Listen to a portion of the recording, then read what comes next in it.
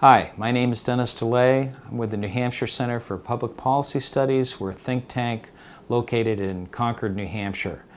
There's a lot of concern and a lot of energy now around healthcare, both in New Hampshire and in the rest of the country.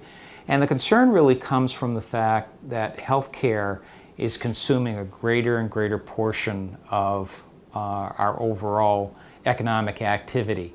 In New Hampshire, healthcare was about 10% of economic activity maybe 25 years ago, and it's pretty close to 18% of our overall economic activity in the year 2007.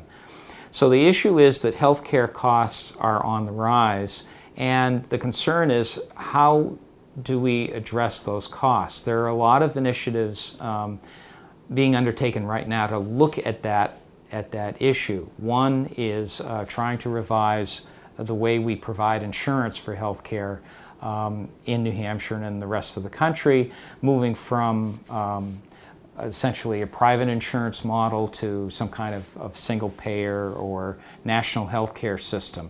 And then also introducing technology and new ways of providing healthcare to try to get a handle on healthcare costs.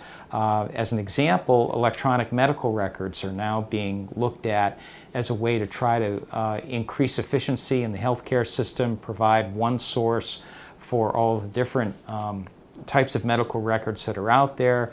So an electronic medical records database would be accessible by physicians, by patients, and by healthcare providers, so that you wouldn't have a lot of redundancy in the healthcare system.